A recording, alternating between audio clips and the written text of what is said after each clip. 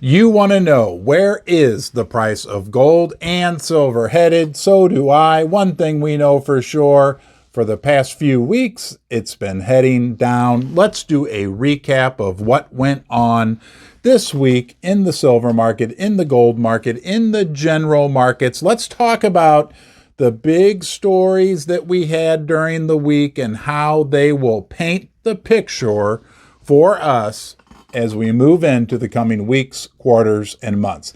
Let's do all that right now. Let's start out by talking about what happened to gold. It started the week at $1,671, ended the week at $1,652 per ounce. I almost can't believe that I'm uttering those words. Just when I think it can't get any lower, it does get lower. It's around a real key support level right here. We're going to see in the coming weeks how this plays out. Hopefully for us, it will be to the positive side. Silver also had a really bad week. Started out around $19.30 per ounce and closed at $18.84 per ounce, down a couple percent. The Junior Gold Mining Index, the GDXJ, unbelievable. Started the week $29.30 per share, ended the week at $27 per share, down almost 8%. What the heck? We might as well just say it's down 10% for the week. At this point, just to get back to where it was in April, it would have to go up, what, 90, 94%, 93%? This thing was at $52 back in April, and it's sitting at $27 today. If it goes down another dollar, it would have to go up a whole 100% just to get back to where it was less than 6 months ago. The Silver Miners ETF didn't fare much better. Started the week at $24 per share, ended the week at $22.22, down about 9 or 10% also. So the silver mining stocks also had a very rough week. And the general markets, the S&P 500, started the week at 3873 and dropped down to 3,693, down about another 5% for the week. Bad sentiment right now in the general markets, also in the gold and silver mining sector. The 10-year bond yield is skyrocketing. It started the week at about 3.4% and ended the week at 3.7%. It continues to go up.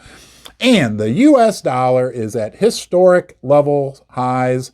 The DXY index, 113. It was up about 3% for the week. The dollar continues to skyrocket, and that is what is killing the price of silver and gold, the strong dollar. What's causing the strong dollar? High interest rates. What's causing the high interest rates? The Federal Reserve. They had their meeting this week and raised rates, as was expected, by 0.75%.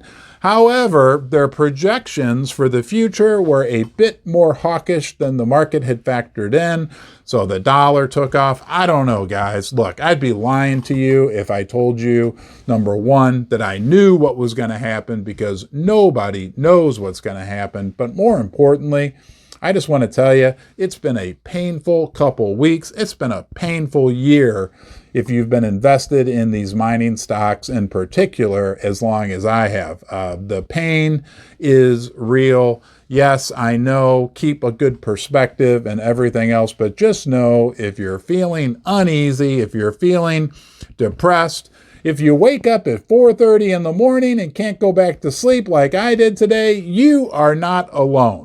We're going to have a lot more fun when the market turns and gold and silver go much higher. But until then, I'll be here for you in the basement. If you enjoy my content, please consider subscribing. You could give the video a thumbs up, leave a comment in the comment section below. That's very important. You can share this video with anyone you like. So while the fundamental story, the fundamental thesis for why we own gold, silver, and the mining stocks remains in place, things feel really horrific right now. I've heard many of the supposed top analysts say that sentiment in the general markets is as low as it's ever been. Sentiment in the mining stocks, we know, in the gold and silver sector, physical as well, is as low as it's ever been. I'd like to think that from the mud grows flowers, but even me, the eternal optimist when it comes to these things, I just feel really crappy right now. And as the economy sputters and the Federal Reserve and Jerome Powell continue to kill the precious metals because of their aggressive monetary policy, let's remember this about the Federal Reserve. This bears repeating. 1 year ago, right now, they said inflation was transitory. They weren't going to raise interest rates until 2024, and that there was no chance of a recession. They were wrong on all three of those points, but for some reason now we believe that they know what they're talking about, and we believe their predictions for the next year. Hey, the fundamental thesis is still in place. The economy is sputtering. We'll see how this plays out in the coming months. Maybe it will take quarters. And it's very important that we remember the geopolitical world system is splintering, is falling apart right before our very eyes. There were big moves by Russia this week. They're having votes, I believe, this weekend in the areas of Ukraine that they acquired during their invasion, and they are trying to annex those areas directly into Russia. There was a big uptick in rhetoric during this process as well. Things on a geopolitical level aren't getting any better, and I think one could argue effectively that they are getting more tenuous. Well, that's a wrap for this week. I wish I had some more positive news. Hey, the sun will come out again. I heard someone say recently that when it's raining outside, it feels like it'll never stop raining, but it always does. I'll be here with you through it all. We'll navigate these waters, and until next time, you be well.